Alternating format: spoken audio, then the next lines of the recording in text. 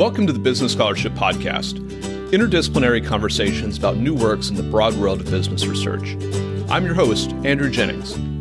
If you like what you hear today, please consider subscribing to the podcast or sharing with others who might like it too. And if you have ideas for future episodes, let me know. My email address is andrew@andrewkjennings.com, and I look forward to hearing from you.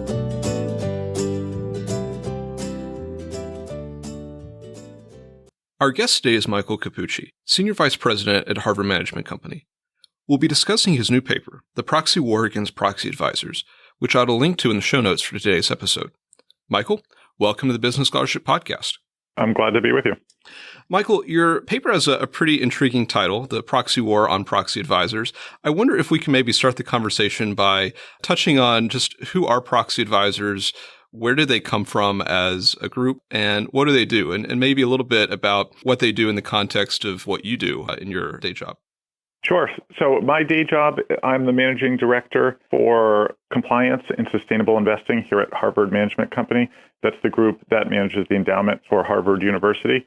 As part of that, we help the university sustainably and responsibly vote on its proxies. It doesn't have as many as it used to, but we spend a lot of time and care making sure that proxies are responsibly voted. As part of that, we do receive research from third parties on different proxy matters. So it's something I've gotten to know quite a bit in the last few years as I've taken on more responsibility in this role. Taking a big step back to answer your question, proxy advisors have been around for about 30 years. The first proxy advisor is Institutional Shareholder Services, or ISS. It was founded in 1985. It was launched to provide a suite of services to institutional investors who are asset owners like Harvard or pension plans and asset managers like Fidelity or BlackRock to help them process their shareholder proxies. Proxy advisors provide all manner of services relating to proxy voting. It includes aggregating and standardizing information relating to holdings and upcoming meeting information. They also help provide services to manage the actual votes themselves. And additionally, and most controversially, they provide recommendations to their clients on how to vote on certain matters. They do this all by economizing the research that otherwise each individual asset owner or investment manager would have to do on their own. So if you think about it, kind of putting numbers in there, Apple is one of the most, if not the most widely held company in the American markets. I think there's somewhere in the order of 4 billion shares outstanding, held by millions of different investors.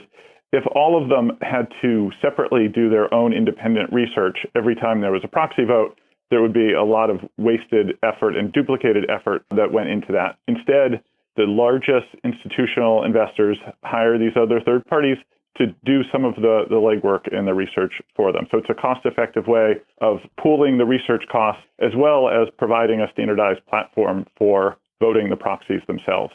There's a very loose system of regulation that's in place currently, and that's part of the controversy. Proxy advisors are regulated as investment advisors under the Investment Advisors Act of 1940, and they're also covered indirectly by the proxy solicitation rules under Section 14 of the Securities Exchange Act. But many feel that the regulations as they apply to the activities of proxy advisors, particularly the provision of research, aren't strict enough. So I want to touch on some of the controversy in just a moment, but you note that proxy advisors, one role that they play is really to provide an economy of scale when it comes to research and governance. One thing that I thought was really interesting about your paper was it discusses what that scale means in terms of just what the proxy advisors have to do. Could you maybe touch on that in terms of the volume and just the task at hand for them? And how does that maybe translate or help us think about the capacity or expenses that they're saving institutional investors or asset managers? Sure. So in the paper, I talk about 4 different trends that have led to the fairly significant increase in the number of proxies that institutional investors have to process and vote each year. I won't go into the details, but those trends are the increased institutional ownership of stocks in the U.S. markets, the larger and more diverse investment portfolios per investor, the race to lower fees, and also the increase and rise of shareholder activism. So no one of those different trends has led to the explosion, but together they've led to a fairly dramatic increase in the number of proxies that investment managers and asset owners have to vote each year. I don't have any specific statistics on this, but if you think about it, before the advent of personal computers, even the largest asset managers were able to process all of the shareholder proxies they received each year manually using paper and pen. Today, that's sort of well beyond what would be possible. According to at least one asset manager, it receives and processes over 80,000 unique voting items each year. To put that in perspective, if one person did nothing but spend all of their time working on proxy votings all year, they'd have to do somewhere in the order of 4 per hour every hour they spend in the office. Of course, that's not possible because the vast majority of proxies that relate to company annual meetings come out in the first few months of the year. So somewhere between kind of the end of February and the beginning of June is the proxy season here in the U.S., with a peak in April and May. So even if it were possible to process all of those proxies, putting them in such a constrained time period really increases the burden that the different managers have. So their options in order to deal with those during that compressed time frame would be either you use a standardized service provider like the Proxy Advisors, or you would have to dedicate the internal staffing and resources to handle that.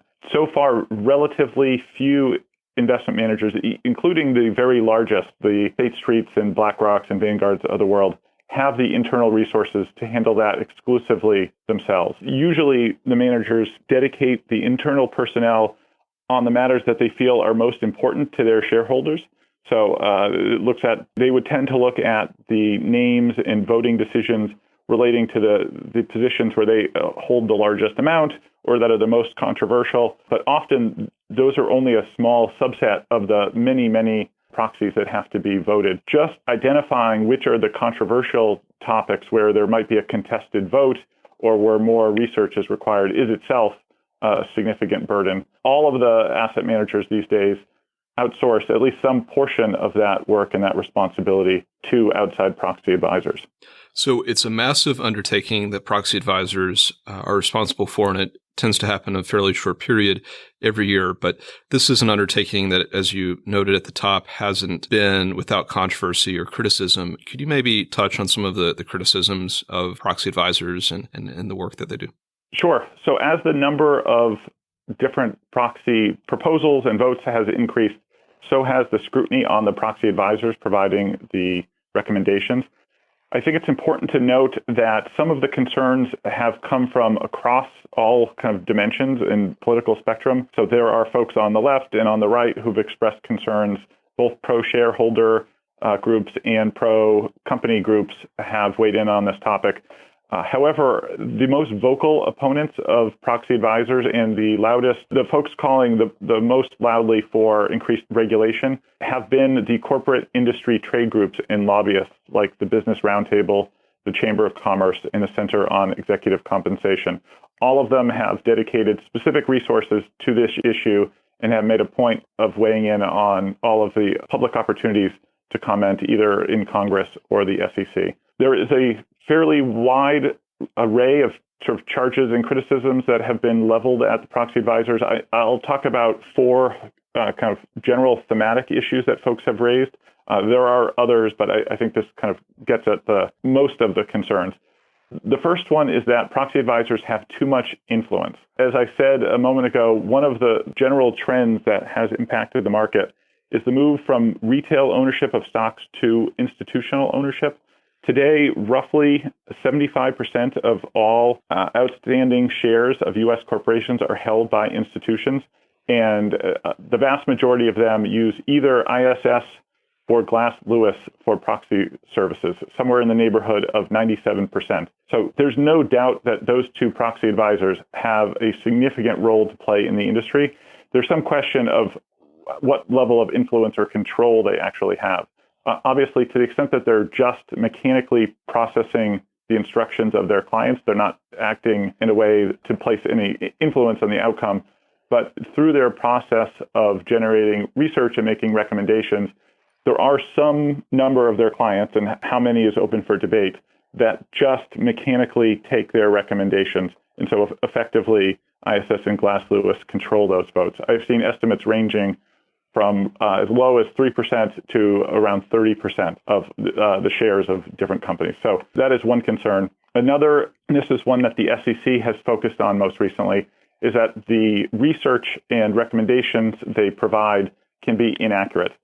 Again, it's very difficult to look at the data and understand what the facts are. Nobody doubts that mistakes are made, but at the same token, there's no standard that in order to provide proxy advice, you have to be kind of flawless in your advice. One often cited report that I've seen is that 53% of corporate executives are aware of mistakes that proxy advisors have made in the prior, I think it was 5 years.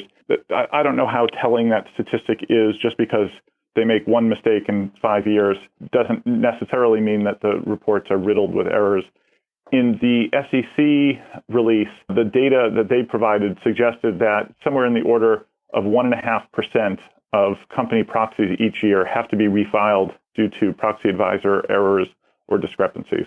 That didn't strike me as a particularly large number, but it is at least one data point. The next issue that critics raise is that proxy advisors are not transparent, or that, put another way, that they're opaque in the methodology they use. I think this one is largely kind of guilty as charged. As intellectual property providers, they are not particularly transparent in what methodology they use to come up with their recommendations. I think the real question here is, to what extent is that either a flaw or a problem in the process? The clients don't seem to be quite as concerned with the transparency issue as some of the corporations are. And lastly, and certainly not least, there are a lot of serious concerns raised around either real or potential conflicts of interest by the proxy advisors.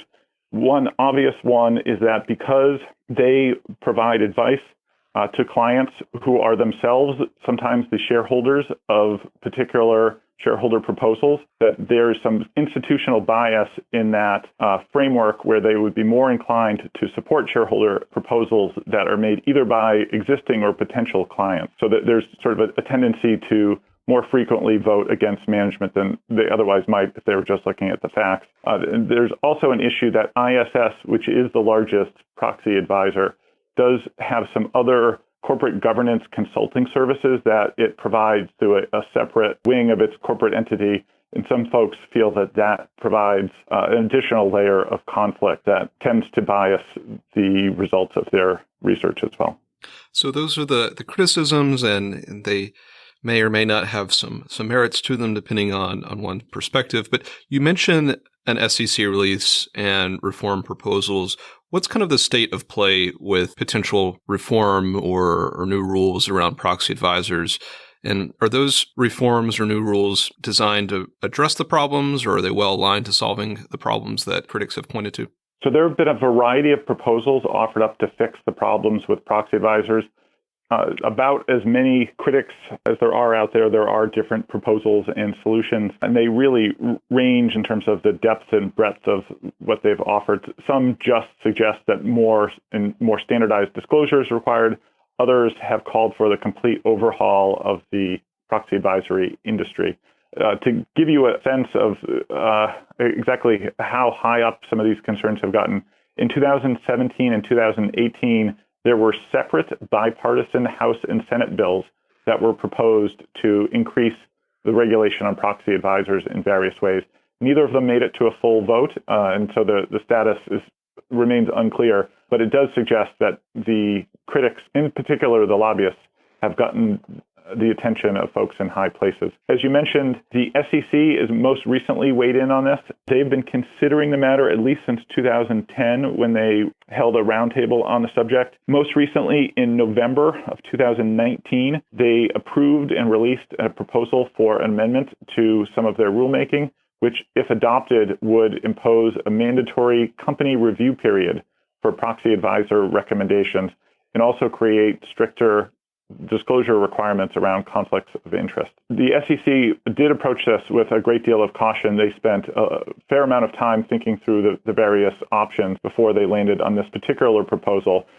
My sense is there's been a fair amount of pushback from the shareholder lobbying interests, other shareholder concerns. I don't know what the status of that particular rule proposal is or its likelihood of being passed, but just the fact that it has the support of the 3 Republican commissioners suggests there's at least a decent chance we'll see an actual change in the rules this year. The really curious thing about a lot of these proposals for reform, and this is a big point that I touch on in my paper, is that it's not clear how the different reforms would address the underlying concerns with proxy advisors.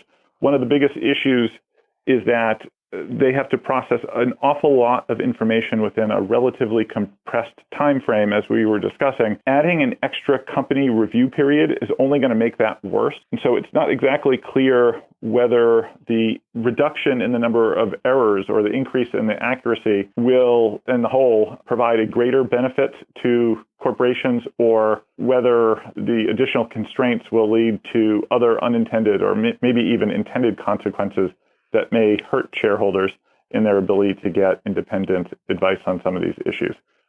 Some of the other solutions, for example, creating a wholly new oversight bodies to deal with proxy advisors, all that would do was increase the regulatory and compliance burden, which would have the potential to further entrench the already pretty entrenched incumbents. And so it's not clear how some of these different proposals would solve the perceived problems. So these are kind of the criticisms that have been leveled about proxy advisors and some proposals to address those criticisms. Your paper is titled The Proxy War Against Proxy Advisors. And so I want to maybe zero in on that word proxy war. Are there motivations that might be at work here that maybe aren't being publicly expressed? I think there are. So if proxy advisory services were really as riddled with errors and problems as they're sometimes alleged, you might think that it would be their clients, not the targets of the research, that would be up in arms.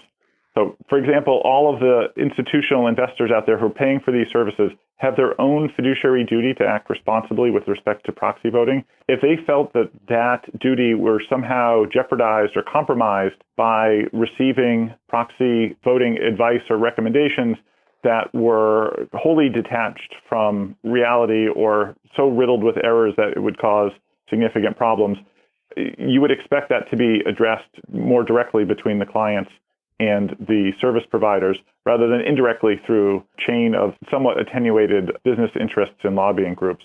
I think what's really going on is it is a pushback by the corporate interests against shareholders. So this is the culmination of 20 years of increased shareholder attention and pressure on proxy voting in corporate governance. It started with some early efforts around reform to declassify boards of directors, to promote majority voting, to get proxy access, to get say on pay. There's a whole long list of ways that shareholder activists and shareholder interests have improved their standing and their ability to influence the direction and management of corporations. And I think what we're seeing is pushback by the corporate interests to try to undermine their ability to exercise their ability through the proxy voting mechanisms. What they realize is that without proxy advisors as an intermediary, institutional investors would not be able to pay as much attention or to respond as positively to shareholder proposals. That's either because the services would become too expensive, as proxy advisors might need to increase the cost to provide the services, or it could be because if it becomes too difficult for proxy advisors to do all of the research and analysis during the spring proxy season to cover the same number of companies, which is in the tens of thousands, one of the implications might be that they just cover fewer companies and spend more time focusing on the biggest, most widely held names and much less time on the small cap companies. That would be kind of a perverse outcome, I think, because it's the small cap companies that get less attention, where a lot of times these issues and the votes themselves have the greatest impact. And it's also where the need for additional independent research is the greatest. So I'm somewhat cynical on this point. I think we would all be collectively better if we had an honest discussion around the pros and cons of the shareholder franchise and whether we believe that the kind of default rule of one shareholder, one vote is the right approach, rather than have these indirect discussions focusing on what I think are really ancillary concerns around proxy voting advice and the accuracy and transparency of their methodologies. What open questions do you see for this issue on proxy advisors and a potential proxy war on proxy advisors? And maybe what key takeaways would you like our listeners to have from this conversation and from your paper? In the short term, the issue will be the status of the SEC rulemaking proposal. In addition to the rules dealing with proxy advisors, on the same day, they also released a rule proposal dealing with proxy solicitation and the ability of shareholders to resubmit proposals that are not approved by a majority of investors the first time or the second time around. I think it's the combined focus on these new rulemakings will either bring fairly significant changes to the industry or will solidify some of the shareholder concerns around improving access to the corporate decision-making and influence on the boards. I think that segues nicely into what I hope are the kind of bigger, more longer-term issues around really the role of shareholders in influencing the direction of corporate activity and boards of directors. One of the underlying issues that I think is implicated in all of this, and not always directly, is the rise of ESG, which stands for environmental, social, and governance concerns. That's been one of the chief drivers of the shareholder proposals in recent years. Not always, but generally, those proposals have sought to get companies to do more around certain environmental or social issues like climate change, like board diversity and inclusion. And I think that is a trend that is likely going to continue. Now, whether it continues through the avenue of corporate engagement and shareholder proposals or through some other avenue, I think is a genuine question that has not been resolved. But as we move forward, and we all have a collective interest in having a well-functioning set of corporate control and governance and voting in the United States, I think we would all be better served by having a more honest discussion around the general rights and issues around shareholder voting, rather than spending too much time getting sidetracked on side issues relating to proxy research. Our guest today has been Michael Cappucci, Senior Vice President at Harvard Management Company. We've discussed his new paper, The Proxy War Against Proxy Advisors, which I'll link to in the show notes for today's episode. Michael, thank you for joining the Business Scholarship Podcast. It's been my pleasure.